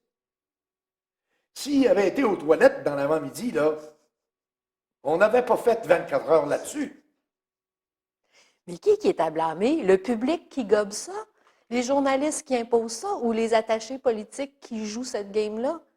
Qui est à blâmer là-dedans? Moi, je ne dis pas qu'il y en a qui sont à blâmer, je dis qu'il y en a qui ne connaissent pas leur métier. Ça, c'est ceux qui conseillent les partis politiques, puis les chefs de parti, puis les chefs de gouvernement. Ils ne connaissent pas leur métier, puis ils ne savent pas les conséquences des conseils qu'ils vont donner et puis des gestes qu'ils vont poser. S'ils connaissaient ça, ils agiraient autrement. Je leur donne la leçon, là. Je leur donne, c'est facile. Tu dis, il n'y a plus d'autobus. Arrangez-vous. Inquiétez-vous pas que vous allez voir partir les petits cars de Radio-Canada, puis les petits cars de TVA, les petits cars de TQS, puis ils vont aller couvrir le premier ministre à tel endroit. Mais au lieu de le prendre le matin quand il sort de l'urinoir, là, ben, ils vont être obligés de le prendre quand il va prendre la parole. Parce qu'ils n'arriveront pas en temps pour le prendre à l'urinoir. On s'en sac, nous autres, d'être ça, le peuple. Ce qu'on veut savoir, quand on vit dans une démocratie, c'est comment ces gens-là vont nous administrer, comment ils vont utiliser nos taxes, notre argent, et puis qu'est-ce qu'ils vont initier pour faire avancer la société. Et puis, il y a une autre chose que je déplore beaucoup aussi, qui est attribuable encore, je pense, en grande partie, à l'avènement de cette information continue puis de l'électronique, c'est l'absence de couverture de l'Assemblée nationale. L'Assemblée nationale, c'est la pierre d'assise de notre démocratie au Québec. Si on n'a pas l'un en face de l'autre les deux principaux partis politiques du Québec qui peuvent échanger sur des politiques, qui peuvent échanger sur des faits qui se produisent dans la société, qui peuvent demander des comptes et rendre des comptes, on n'a plus de démocratie. Et puis, on va se retrouver, comme dans certains pays, à se tirer des roches d'un côté et de l'autre de la rue. C'est la raison pour laquelle, moi, j'ai toujours attaché autant d'importance à ce qui se passait à l'Assemblée nationale, au Parlement, à mon Parlement. Parce que je me disais, c'est ma démocratie. Si j'oublie ma démocratie va m'oublier à un moment donné. Et ça, je pense que c'est le plus grand danger de tout ce que je viens de dire, là, qui confronte la société québécoise par rapport à l'ignorance que les journalistes font de ce qui se passe à l'Assemblée nationale. C'est bien beau passer une petite question du chef de l'opposition, puis à moitié d'une réponse. Mais tu ne sais pas ce qui s'est fait dans la vie politique, puis dans la vie administrative de ton gouvernement, et puis de ton Parlement et de ton administration.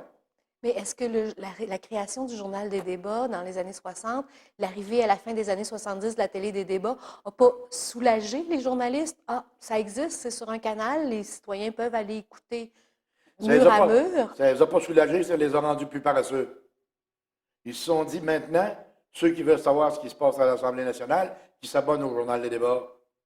Et ceux qui veulent savoir ce qui se passe à l'Assemblée nationale, qui prennent la télédiffusion des débats, la période des questions est télédiffusée.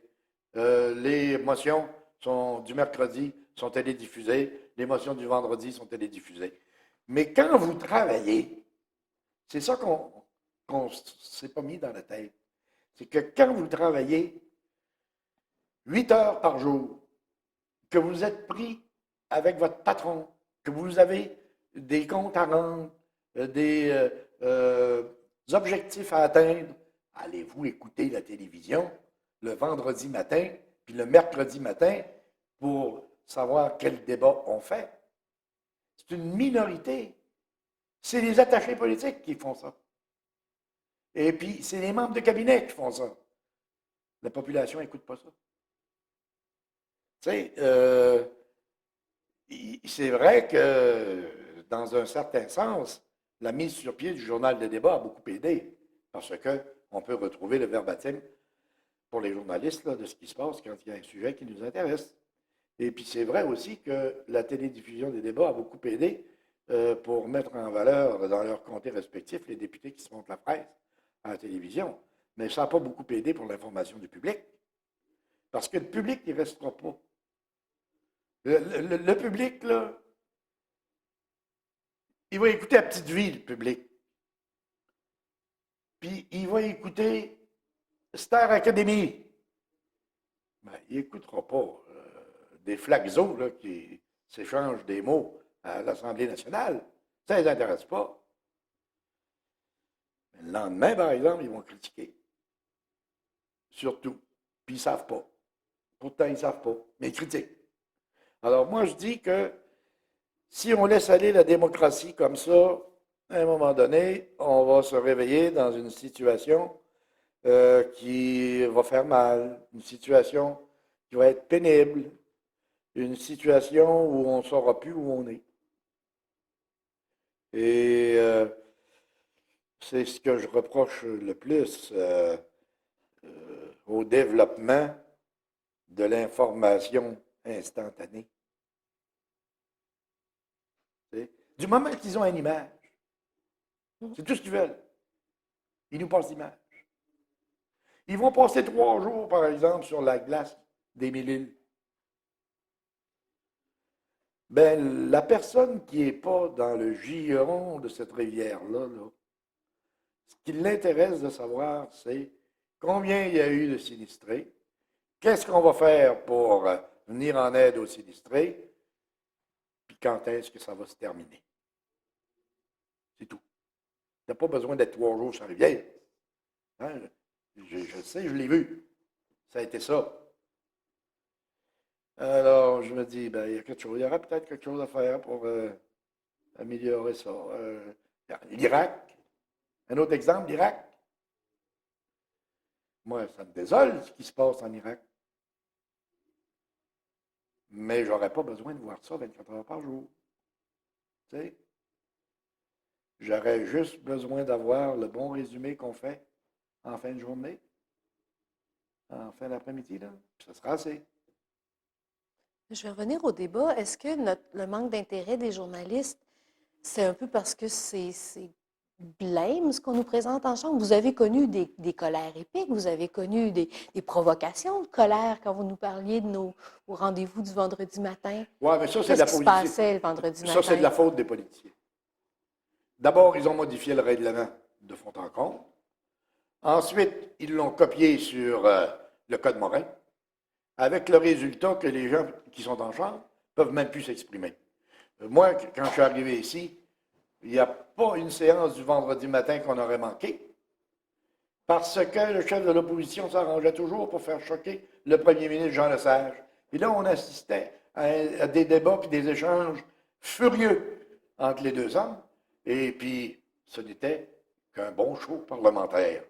Il n'y avait pas plus de conséquences que ça. Mais c'était du parlementarisme, au cours duquel le débat, il y avait quand même des choses sérieuses et des choses importantes qui se disaient.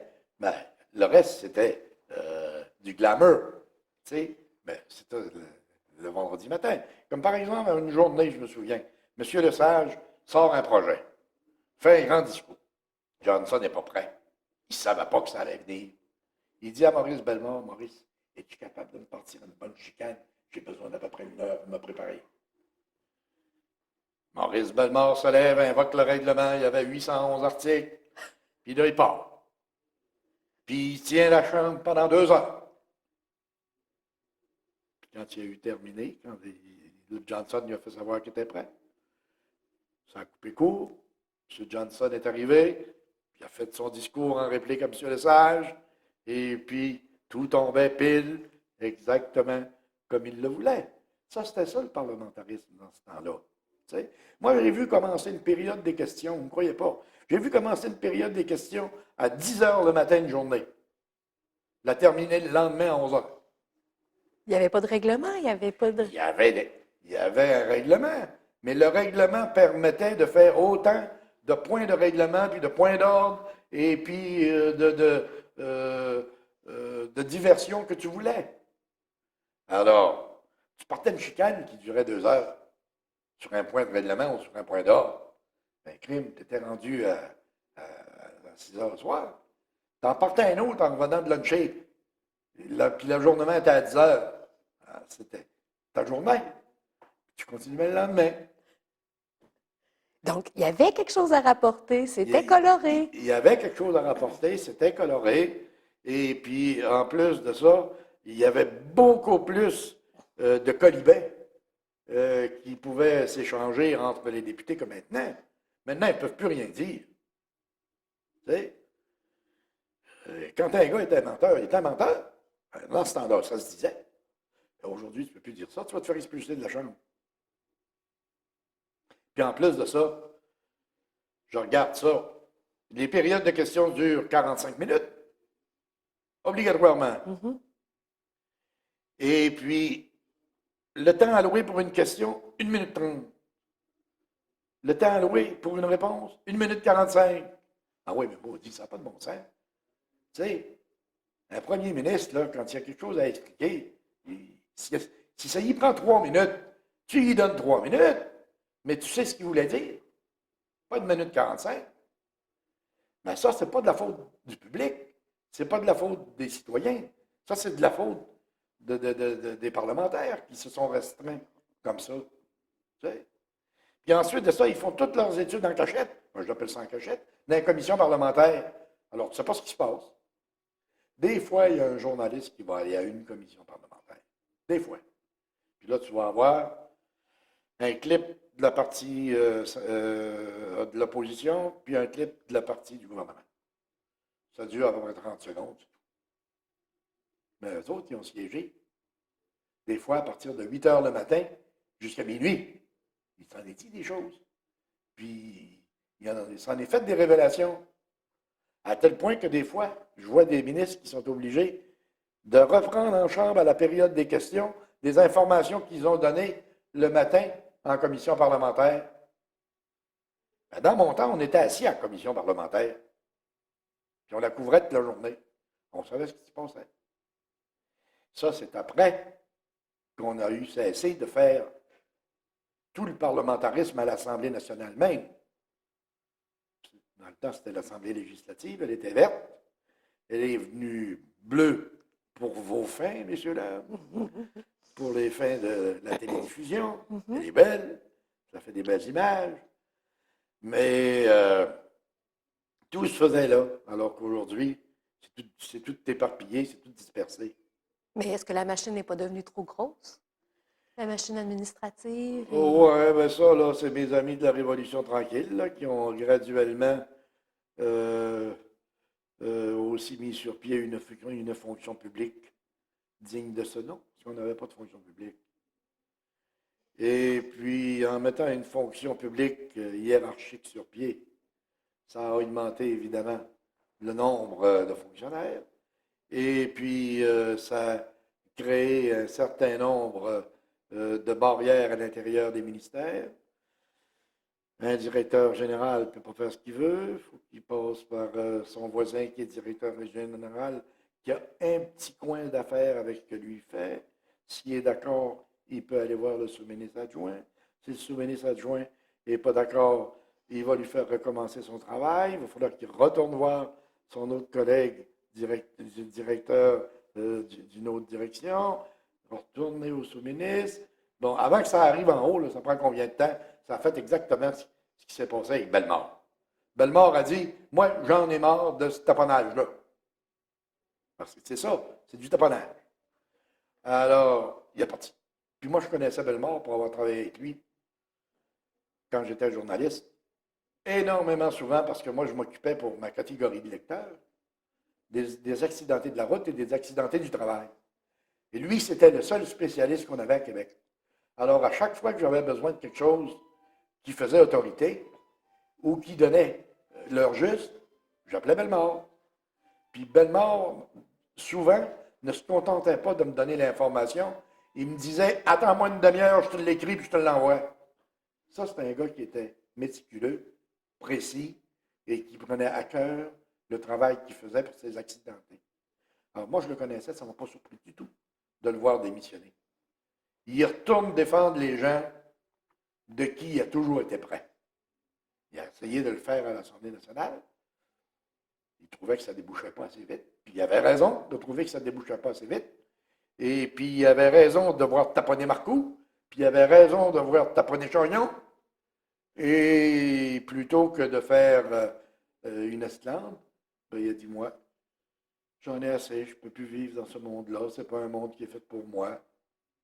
Je retourne d'où je viens. Mais est-ce qu'on va être capable d'en recruter des hommes politiques puis des femmes politiques qui ont un certain vécu, qui ont une expertise, puis qui pourraient le mettre à profit? Parce que si tous les gens qui ont une certaine expertise puis qui pourraient faire avancer les choses prennent un certain recul après un an et disent non, ça ira pas, je ne suis pas capable, puis qu'ils repartent, on s'en va vers quoi? Ça va être quoi notre classe politique? Ces gens-là ne veulent plus y aller. Ces gens-là ne veulent plus rien savoir de la politique. Ils sont approchés par les formations politiques pour se présenter comme candidats dans les élections. Ils refusent. Ils refusent pourquoi? Parce que les gens qui ont cette expérience-là, dont vous parlez là, ils savent que dans leur sphère à eux, ils peuvent se retourner de bord sur un dixaine, puis changer d'attitude, puis prendre une autre décision qui va les faire aller dans le bon sens tout de suite. Mais ils savent qu'au gouvernement, ils ne pourront jamais faire ça. Donc, ils disent non, moi, je ne vais pas perdre mon temps là. Je fais de l'argent là. Je continue. Ce qui va nous arriver, c'est que vous allez avoir des gens qui vont avoir la sécurité d'emploi, comme ça a commencé à se faire avec l'arrivée du PQ, des syndicalistes, des professeurs, des gens d'université, qui sont des théoriciens, et puis qui vont venir ici nous montrer comment vivre. C'est comme ça que ça va finir comme ça. D'ailleurs, c'est déjà commencé. Regardez ce qu'il y a en genre. Moi, je trouve que le gars qui se tire le mieux d'affaire à l'heure actuelle, c'est Couillard. Et parce que Couillard a l'expérience du terrain.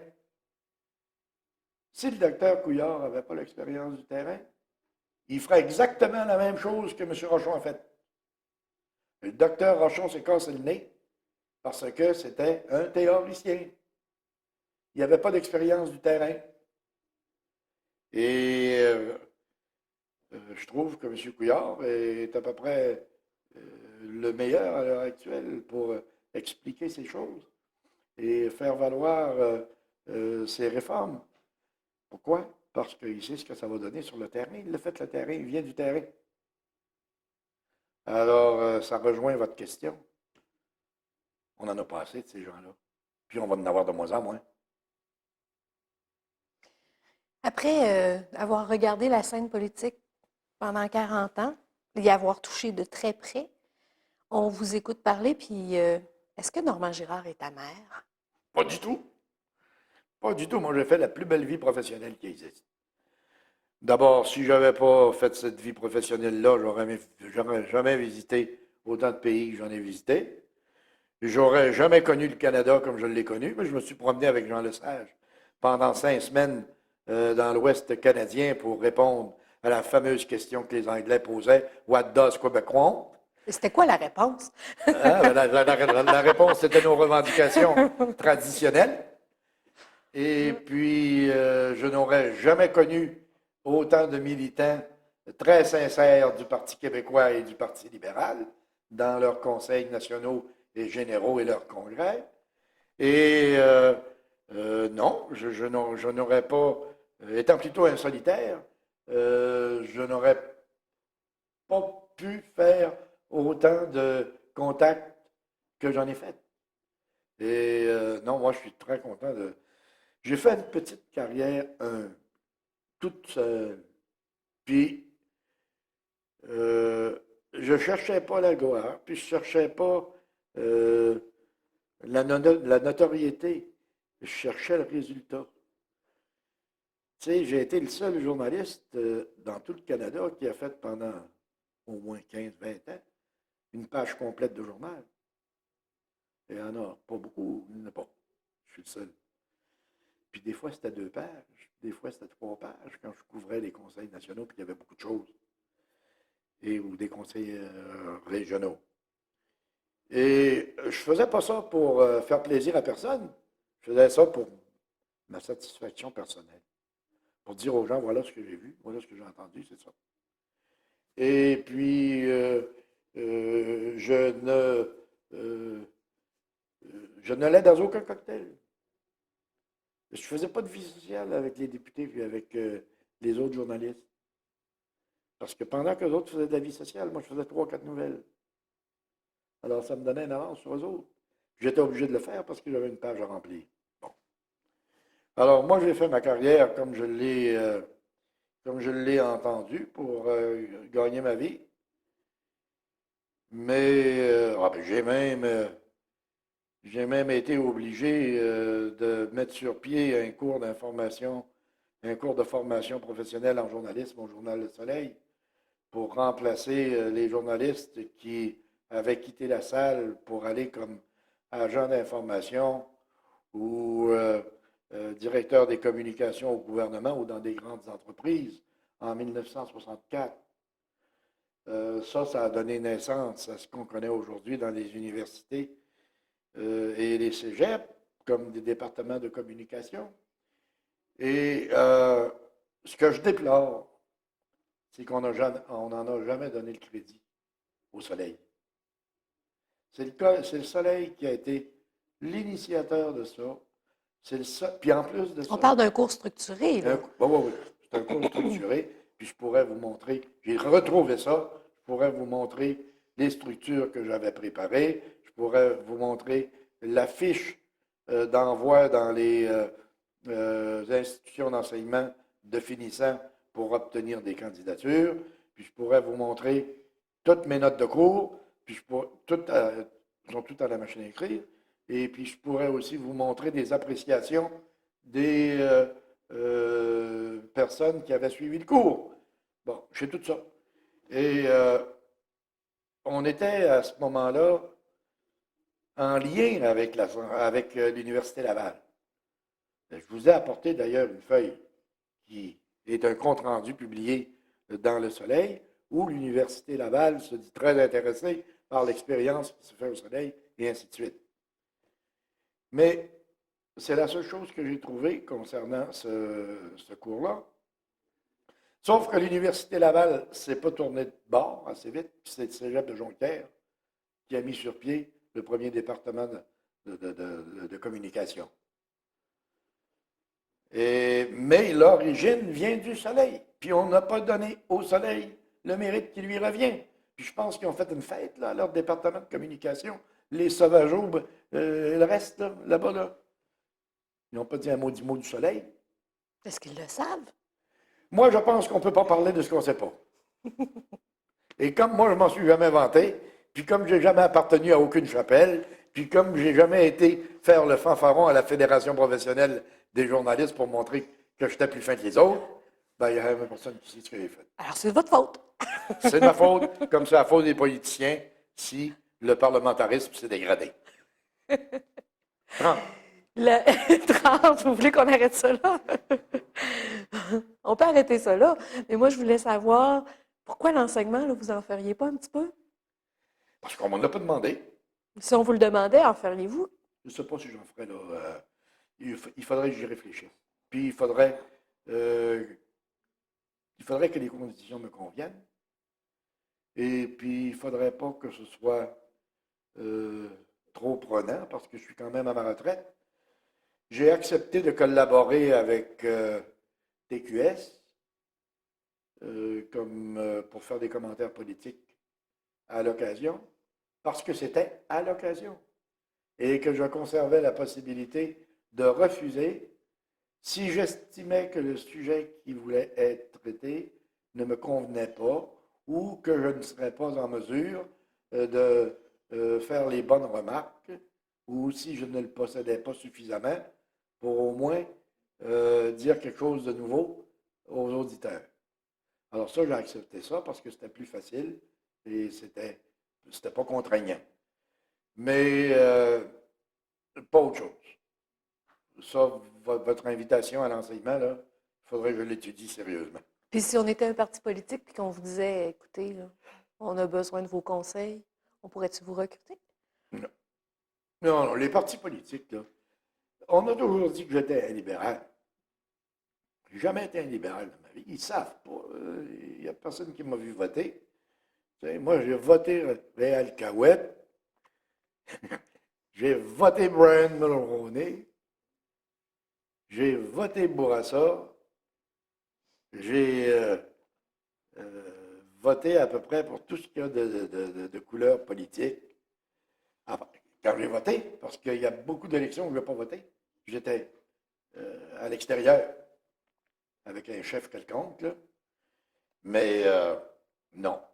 S'il y a quelque chose qui me rattache aux libéraux, ce n'est pas sur le plan partisan.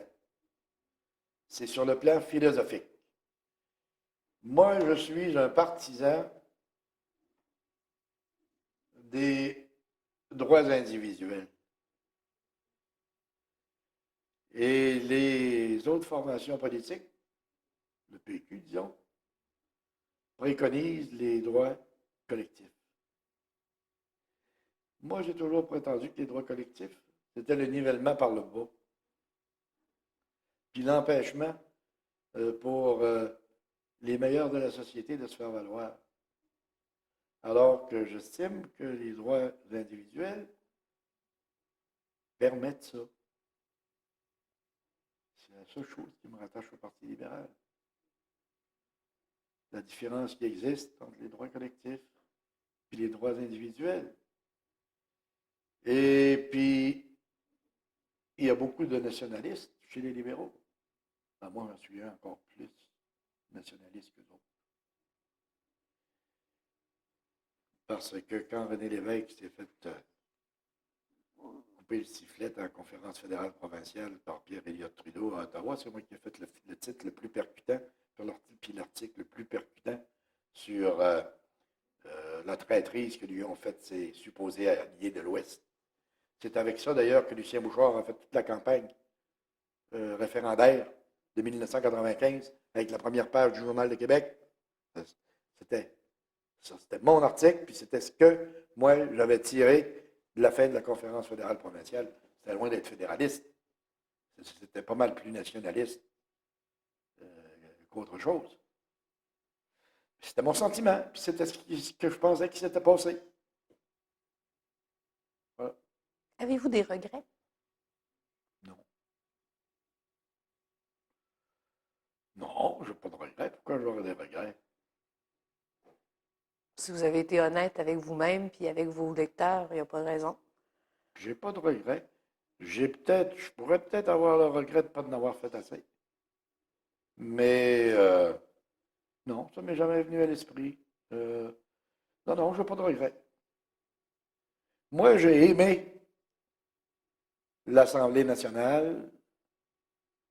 J'ai aimé toutes les pièces de marqueterie, je les connais, dans tous les couloirs. Les murs pareils, les plafonds. J'ai aimé ça, cet édifice-là. J'ai considéré ça comme ma deuxième maison, parce qu'elle était plus belle que la mienne en plus de ça. Et quand j'étais ici, moi, j'étais heureux. Si je rencontrais quelqu'un, très bien. Si je rencontrais personne, très bien. Je ne me choquais pas. C'était comme ça. Et on peut dire que on peut dire que j'ai rencontré des gens extrêmement intéressants, puis extrêmement compétents, et extrêmement dédiés puis dévoués à la société québécoise. Ça, je peux dire ça. Et quand j'ai déjà entendu des jeunes journalistes critiquer des députés ou des ministres, ça me mettait un peu le feu au postérieur. Au popotin, dirait M. Parizeau. Parce que je me disais, va donc lui parler, apprends-nous à le connaître avant de le critiquer. Tu sais? Moi, j'ai vu personne ici ne pas travailler dans l'intérêt public. Quand on dit que les politiciens viennent ici pour s'enrichir, moi, ça m'horripile. Parce que j'ai déjà vu un député arriver ici avec un complet, puis repartir 4 ans après avec le même complet.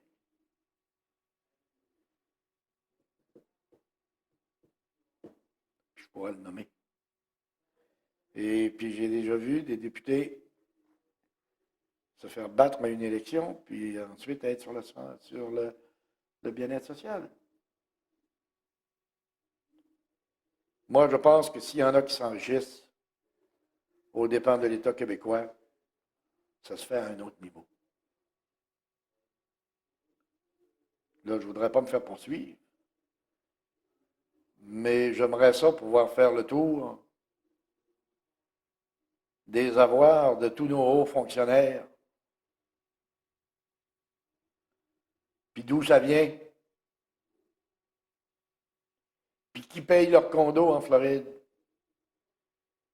puis qui paye leur yacht sur le lac Saint-Joseph, puis qui paye leur chalet dans telle réserve phonique. Ça, j'aimerais ça. Mais ce n'est pas les députés qui font ça. Parce que les députés, nous, les journalistes s'accrochent aux fesses, puis ils ne peuvent même pas aller aux toilettes sans en avoir 2 sur eux autres. Alors, s'il y en a qui s'enrichissent, ce n'est pas les députés, puis ce n'est pas les ministres. Et je suis content qu'on ait augmenté un peu leur salaire, là, au moins. Ils rejoignent un peu la classe respectable, là, entre 90 et 100 000. Je pense qu'ils ont un peu plus de 100 000, là. Oui, avec les allocations. Avec les allocations. Alors, c'est juste bien. Est-ce qu'un journaliste qui commencerait aujourd'hui à 30 ans, qui arriverait aujourd'hui à 30 ans avec une certaine expérience sur la colline parlementaire, peut penser qu'il va avoir une carrière aussi fructueuse que celle que Normand Girard a eue? Oui, s'il veut. S'il veut. Il y a qu'à travailler. Il n'y a pas 26 secrets, hein? Il y en a un. Se faire des contacts et travailler. Mais moi, comme je vous ai dit tantôt, j'ai pas de mérite. Parce que je suis arrivé avec les architectes de la Révolution tranquille. Puis ce sont les architectes de la Révolution tranquille qui arrivaient des grandes facultés universitaires de Laval et de Montréal, qui m'ont tout montré, qui m'ont tout enseigné. Et je n'ai eu après qu'à suivre l'évolution de tout ce qu'ils avaient mis en marche. Mais ceux qui n'ont pas vécu ça, ils ne pouvaient pas savoir ce qui s'était passé avant pour arriver à tel résultat. C'est pour ça que je disais que des fois, je regardais les journalistes poser des questions en conférence de presse, puis moi, J'écrivais le contraire de ce qu'il écrivait le lendemain. Pourquoi? Parce que moi, je savais que ce que le gars avait dit qui était nouveau, ça s'accrochait euh, à tel élément de ce qui s'était fait avant. Vous avez quand même eu le mérite d'être ouvert à cet enseignement-là que vous avez reçu des gens que vous avez côtoyés.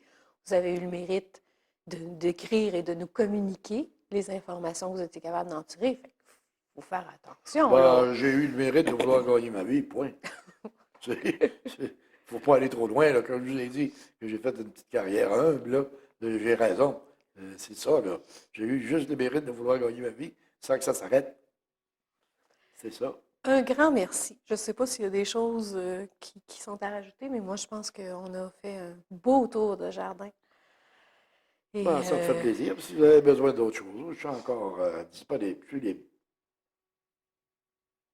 Ouais, je pense que vous auriez intérêt à taper le petit bout que j'ai dit sur les campagnes électorales, là. Les envoyer. un petit cadeau aux 3 parties. Un petit cadeau aux 3 parties, là, d'arrêter les calices Arrêtez. d'autobus. Hey, ça coûte une fortune aux journaux, ça. Mais c'est pas le pendant de votre voyage de pêche, ça? Non, on n'a pas parlé, hein? Des voyages de pêche? Ouais. Non, hein? Ou dans la première cassette? Il me semble que non, c'était quand on regardait les photos. Non, Ouais. non, oui, vous en avez parlé dans le temps des vins. Vous avez juste glissé, là, oui, avec les pots de vin. Oui, oui, oui, vous en avez parlé. Oui.